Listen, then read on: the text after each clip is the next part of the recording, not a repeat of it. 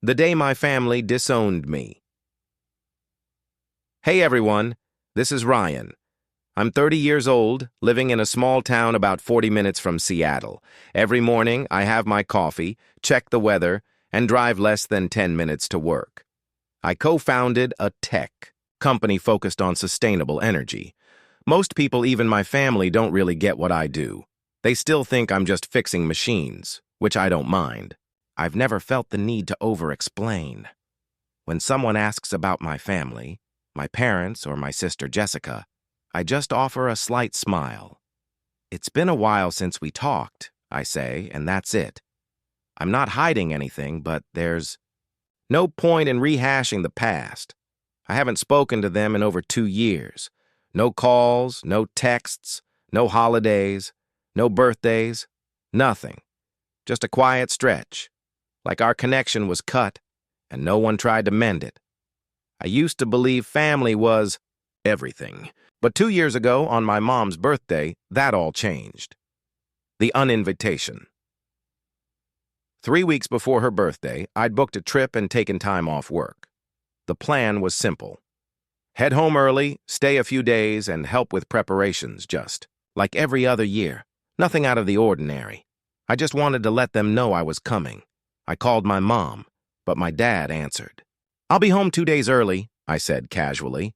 "Let me know if you need anything." He sounded hesitant, then his voice turned strange, heavy. "Ryan, maybe don't come home this year." I figured he was just worried about my schedule. "It's fine." "Dad," I replied, holding my steaming coffee. "Everything's sorted, no trouble at all." The pause was longer this time. Then he spoke again, firmer, colder. "Jessica's bringing her boyfriend home this year. He's a manager, someone important, speaks well, carries himself properly, and your job, well, it's not comfortable to talk about, so it's best if you don't come."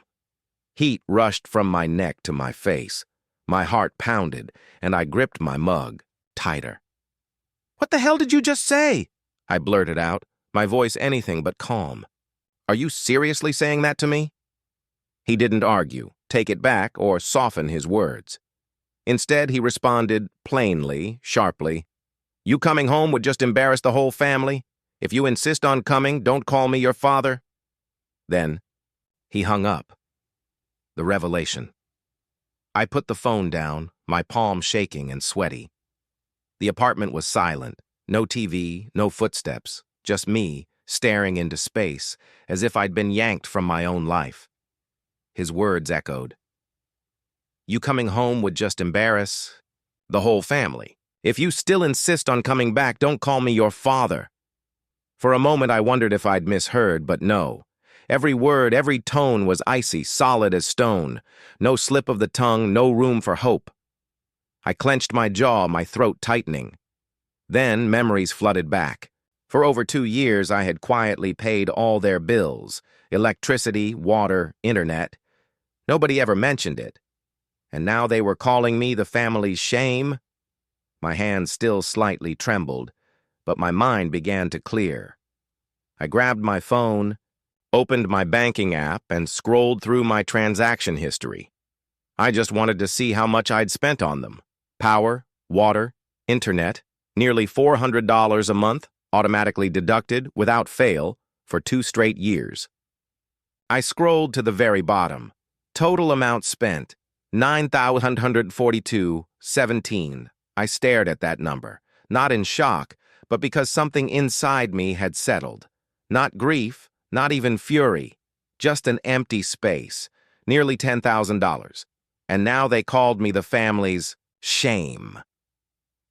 As I looked at the long list of transactions, a silent question arose, one no one in my family had asked in 30 years. Has Jessica ever done as much for our parents as I have? This wasn't jealousy or a bid for credit. It was simply that if I was the family's shame, against what standard was I being measured? I'd secretly paid nearly $10,000 in living expenses without asking for anything in return, without ever mentioning it. What about her? Had she ever sacrificed or begged for help? Or did she just show up, smile pretty, and make an impression in a nice dress with a successful boyfriend on her arm? I wasn't trying to keep score. I was asking because for the first time I realized fairness was never a factor in that household. The invisible child, I'd grown accustomed to being on the sidelines since childhood. In family photos, I was often partially hidden or at the edge of the frame, not quite looking at the camera. Nobody told me to step aside, but I always did. Jessica was at the center of every important family event. Birthdays, graduations, even her breakups. There was always a reason for everyone to rally, console, and celebrate her. I can't recall the last time someone asked if I was okay. Jessica is 2 years older than me, but the difference was never about age. She was the hope, the future-oriented child our parents proudly mentioned to relatives. And me? If I was mentioned at all, it was a brief footnote. Ryan? Oh, he's fine. I think he works in technology.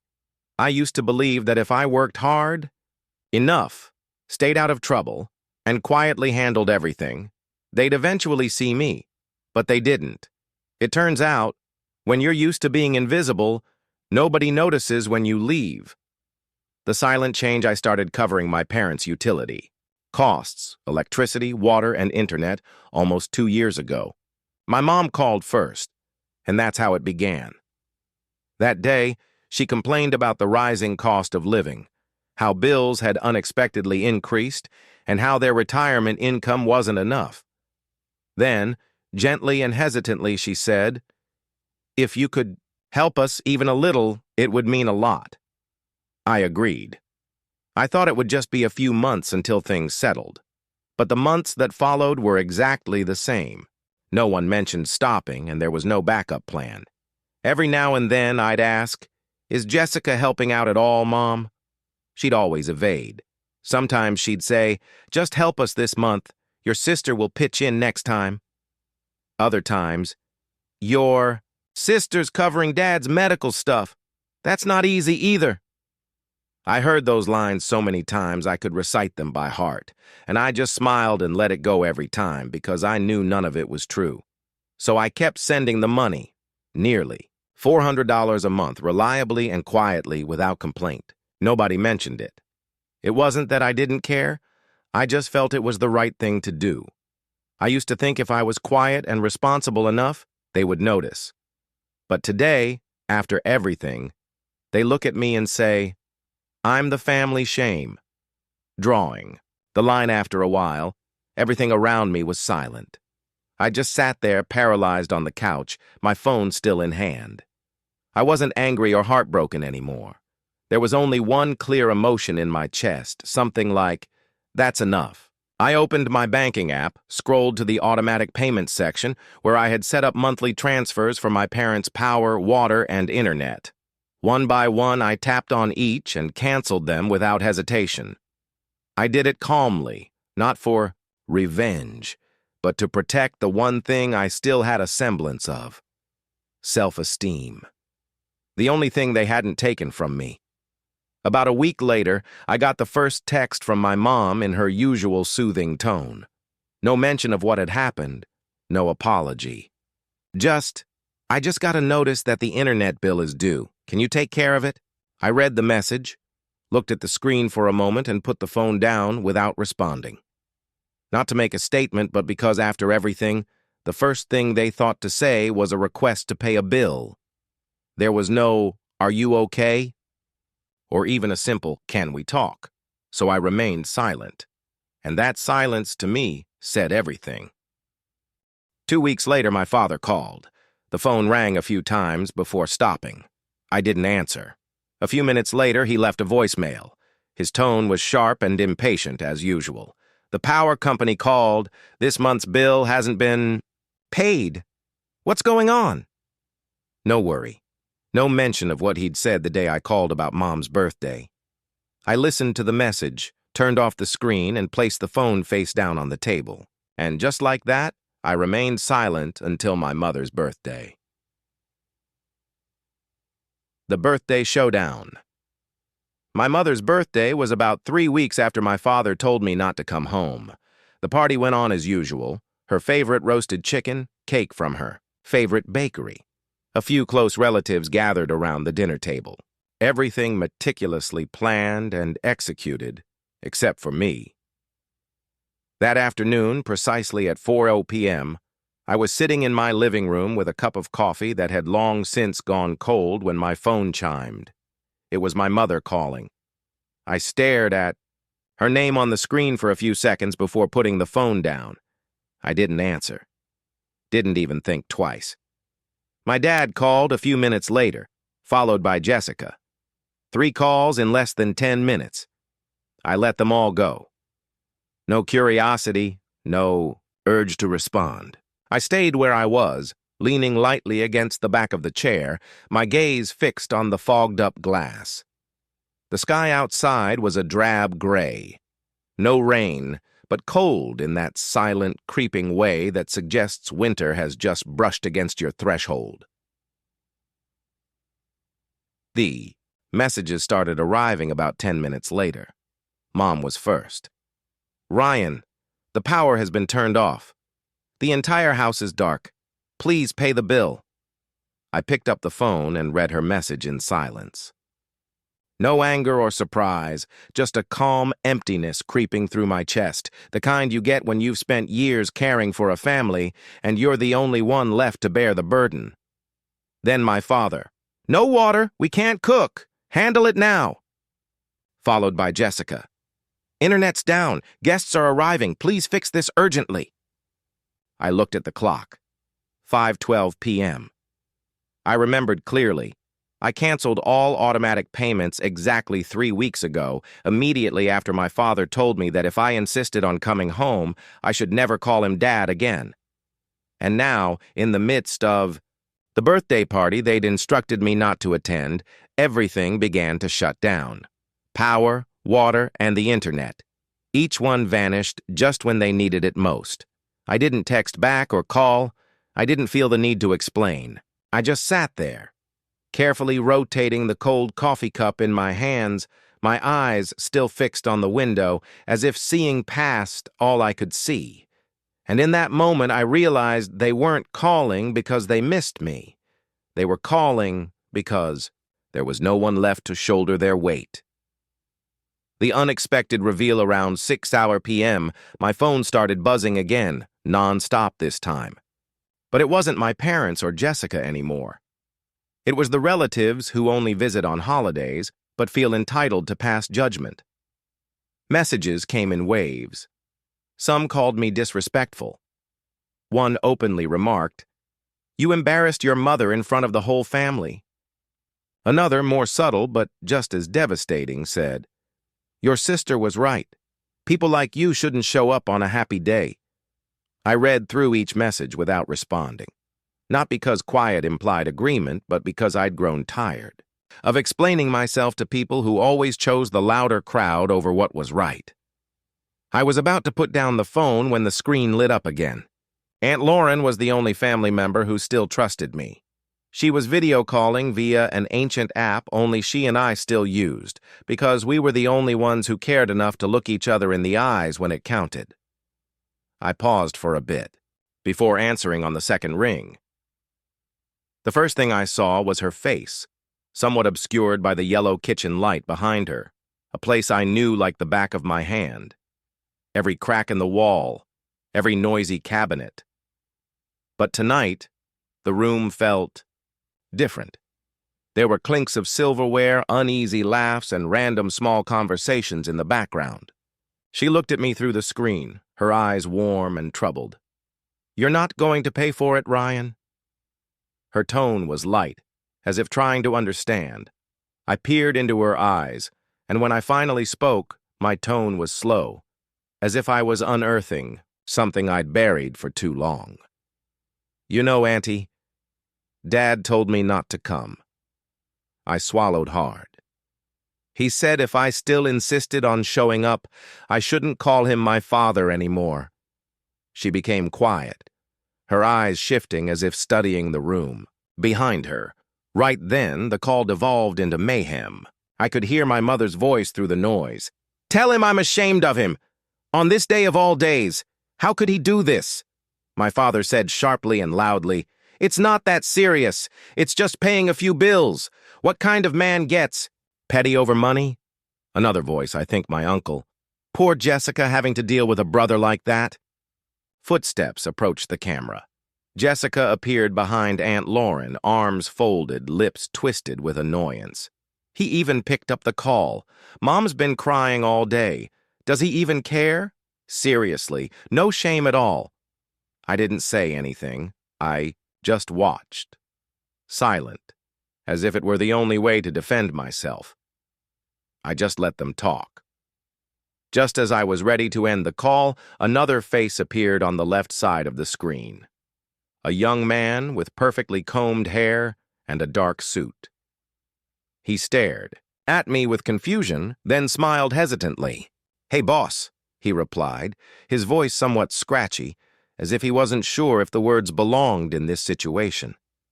I froze. My gaze remained fixed on the screen, and I unconsciously gripped the phone closer. I had not expected this. Not here. Not on the night when everyone felt I was too much of a shame to be invited. I stared at him for a few more seconds, and then it clicked. His expression, the way he spoke, of course. He was one of the new hires who had recently transferred from our southern branch.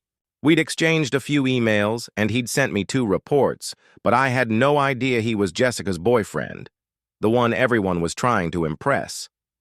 The room behind Aunt Lauren seemed to hold its breath.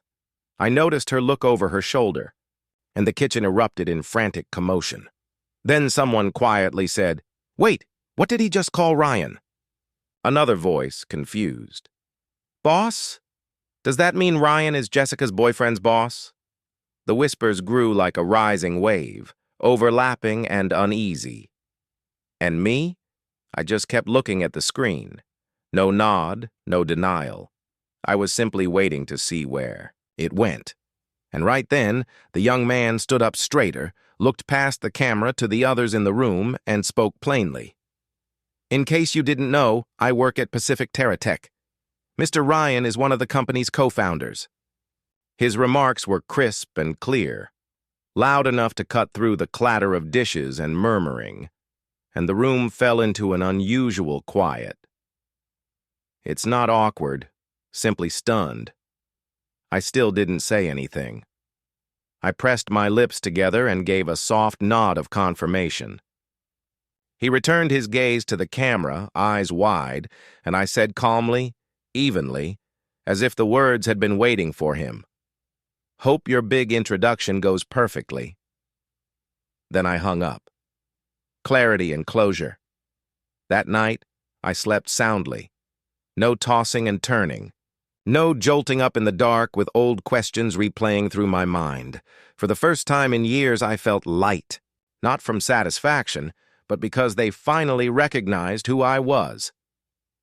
The next day, before sunlight fully filtered through the thin curtains, I grabbed my phone and checked my emails as usual.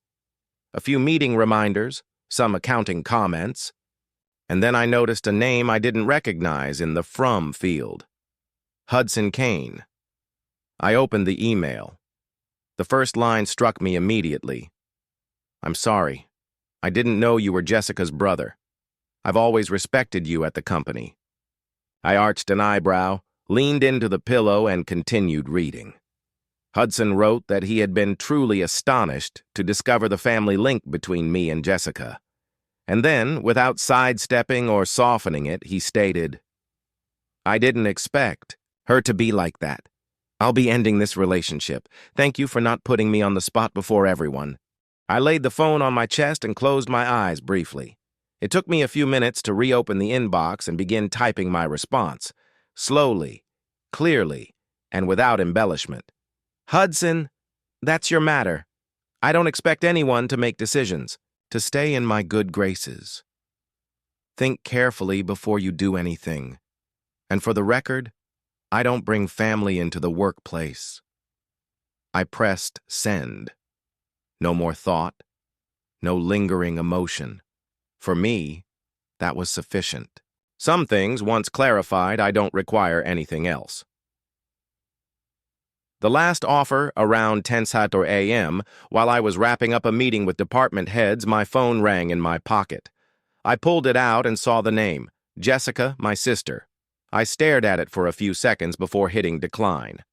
Not out of rage, not to make a point, but simply because I'd had enough of apologies that only appeared after everything had already fallen apart. Within 5 minutes, a message arrived. "I'm sorry. I didn't think Hudson would change like that. You're his boss. If you said something, I'm sure he'd listen. Please talk to him. Ask him to come back to me." After reading it, I walked to the hallway window and leaned against it. I reviewed the message several times before typing my response, which was neither too long nor too short for her to understand. Hudson didn't leave because I told him to. He left because of how you live, how you treat people, how you look, down on what you don't understand, and how you always assume that with a soft enough voice, you can steer anyone. I pressed send, put the phone back in my pocket, and returned to my desk. However, less than a minute later, another message arrived. "I know I messed up. This time I mean it. I'll change. Please believe me, just this once." I did not respond. I read it, sat with it for a bit, and nothing moved inside me. Not because I didn't care, but because I finally understood. Sometimes the distance between two people isn't in the apology. It's in when the apology arrives. I gently deleted the message, leaving nothing behind, and returned to my current life. A price tag on family. A week later, on a Friday afternoon, as I walked back into the house from the garage, I froze on the porch. My parents stood at the front door, each holding a small suitcase, their faces drawn with exhaustion from the long travel. I didn't ask why they were here, or if they'd traveled all the way out to see me. It wasn't a casual visit. I opened the door and welcomed them in. No tension, no forced politeness, just a simple choice. I didn't want to have that conversation outside, where the wind was picking up on the porch. We sat in the living room, and the tea on the table was still steaming. My father spoke first. He apologized in a quieter tone than normal. My mother added to it, saying they'd thought things through. Perhaps they'd gone too far, and things should never have come to this point. I remained silent and didn't interrupt, just listening to see if this apology marked the end of something or the beginning of something else. And as I expected, my father's tone changed. "We're family, Ryan, and family helps each other. We raised you, sent you to school. Everything you have now, a part of it comes from us, right?" I looked at him. My expression remained unchanged, but my stance straightened somewhat. Then my mother spoke, her voice quiet, as if she were saying something perfectly sensible. "If you could maybe send us about $2,000 a month, just a little support. It's not much for someone like you." I stared at the two people sitting in my living room, the same people who had once kicked me out of a family event because they thought I was an embarrassment. And now they were sitting in my house, placing a monetary value on their apology, $2,000 each month, because I was their son, and to them, my success was a debt I owed them. Following their request, I let out a quiet chuckle. Not loud or snarky, but the kind you get when someone tells you a story that makes no sense. I looked at my parents. Their eyes were fixed on mine, as if they expected me to nod in agreement. But I wasn't angry.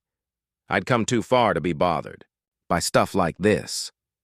I leaned back in the chair, my voice calm and clear. "What about Jessica? How much will she be contributing each month?" The room seemed to pause at that point. The air tightened. My father glanced at my mother. She responded, slowly, her voice falling slightly. "Your sister's job, it's still unstable. And the breakup with Hudson has taken a toll on her." I nodded softly, not surprised. The same old excuses, dressed in empathetic language, but they were merely deflections. I raised my gaze, looked squarely at them, and said, If she agrees to support you with $2,000 per month, I'll do the same. No more, no less. They didn't say anything, just gazed at me, trying to figure out if I was serious. I went on quietly.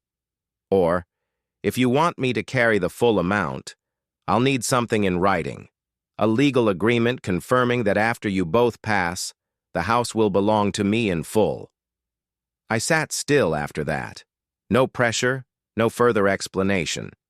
Just waited to see how they'd react, now that, for the first time, I was setting the terms for something they'd always felt was my responsibility. As soon as I finished speaking, the room fell into a deep, dense quiet. My father suddenly rose to his feet. He slammed his palm down on the hardwood table, tipping the teacup over and spilling its contents.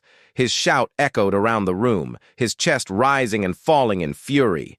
"You're setting conditions for your parents? We raised you for over 20 years, and now you want to nickel and dime us like this? What kind of life are you living, huh?" He was shouting so loudly that I wasn't surprised if the folks next door heard everything. I didn't move or flinch. I just sat there, hands resting on the chair's armrests, gaze fixed on him, not cold, but no longer gentle. I waited for him to finish before standing up carefully. My voice came out low and calm, yet clear enough to pierce through the chaos he just created. "I think you both should leave my house." It was not a threat. It was not spoken in anger. It was merely a plea from someone who had reached the limits of what respect could provide.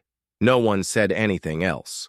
Only the sound of baggage dragging across the hardwood floor and the door clicking shut behind them, quieter than all they had just left inside me. Moving forward. It's been 2 years since I last saw them, right here in my own home. I didn't block their phone numbers, change my email address, or cut them off totally. I stopped reaching out and waited. I waited to see if they would still consider me a member of the family after I was no longer under the shadow of duty and obligation. In the past 2 years, there has been no call or message asking how I've been, no mention of birthdays, health, or even a basic "how are you doing?" I used to believe that one day they would change. However, I've realized that not everyone changes, especially those who have never recognized they were wrong in the first place. I still live here, work, and go about my daily existence. The only difference is that I no longer allow myself to be an emotional ATM, eager to give and be damaged in the name of obligation. And if there's one thing I've learned from all of this, it's that family is not a place where people can demand kindness and call it love. A real family is one in which you are valued as a person, regardless of what you have to offer. Not as a wallet, not as a backup plan, not as a last resort when everything else fails. Your thoughts. Before I end this chapter, I'd like to ask you a question. Was I wrong to decide not to return? For refusing to assist my parents with $2,000 per month, despite the fact that they are now elderly and raised me? I used to believe that my family could fix anything, but after being treated like a stranger in my own home more times than I can count, I chose to stand up and break the cycle. Was I overly cold? Perhaps I was finally learning to appreciate myself at the perfect time. Please leave your opinions below. I sincerely want to hear from you, whether you agree or disagree. If this story resonated with you, please subscribe to help support the channel. There are still many stories waiting to be told and heard. Take care, and I'll see you in the next one. Thank you for staying till the end. Thank you for watching. If you haven't subscribed yet, please do so, and hit the notification bell to stay updated with more shocking real-life stories.